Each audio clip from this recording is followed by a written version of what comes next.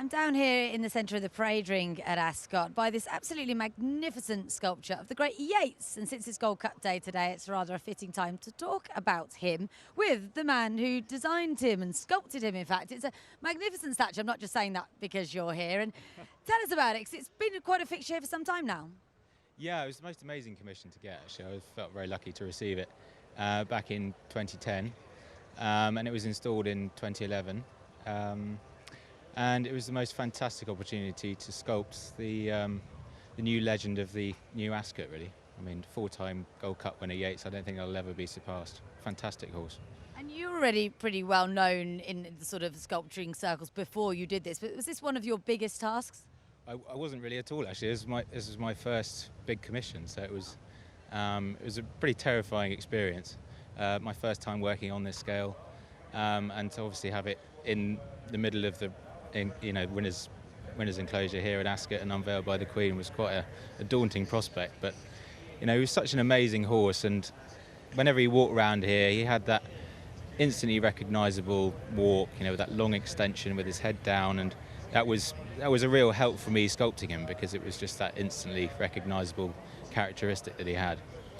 And how do you go about it? Presumably you go and see the horse, take photos, sketches? Yeah, I spent quite a lot of time with each horse that I sculpt, but with Yeats I spent about 10 days with him, measuring him up, and I did a small maquette, quarter life-size version, over at Coolmore in Ireland, and then I brought that back here for Ascot to see after John and Sue Magner had seen it and approved it.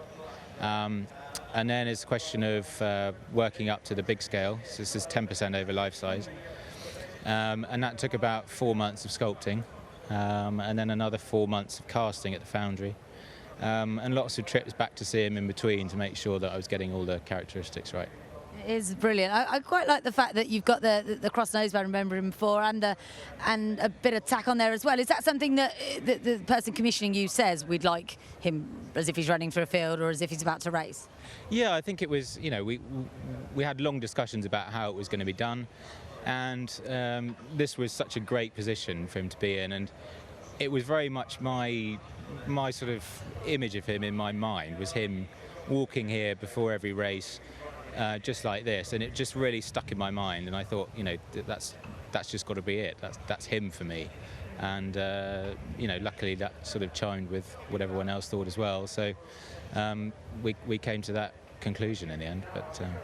You've got that wonderful crested neck as well, but obviously this isn't the only thing you've done. Recently a nice project for Newmarket. Tell us a little bit about that. Yeah, it's been a fantastic commission up in Newmarket. It's formed part of the Queen's 90th birthday. So I did a 20% over life-size mare and foal, and there's a portrait of the Queen which is sculpted by Etienne Milner that goes with it. And it was a commission which was brought about by her love of the thoroughbred and her passion for breeding and her relationship with Newmarket. So it was a huge honour to do it, and a great project. You also do a little bit of painting as well, but is there one horse that you've never had the chance to work on that you think I would love to make a bronze of that?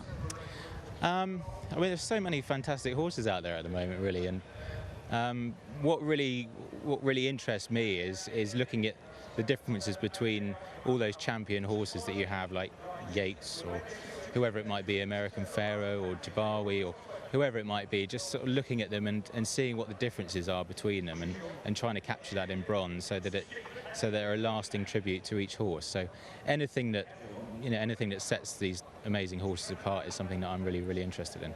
And this is probably a bit of a silly question, but I've always wondered, this is here now, been here for a few years, do you have to do anything to maintain it? Does bronze just survive? Does it need polishing? Yeah. Will it ever corrode? No, he'll be here for a hell of a long time, I hope. Anyway, he's certainly cemented in. But he gets polished up every year, just before Royal Ascot, to make sure he's looking spick and span. Well, it's been wonderful to have you on, and so best of luck with your next projects, whatever else in the pipeline. Thank you very much.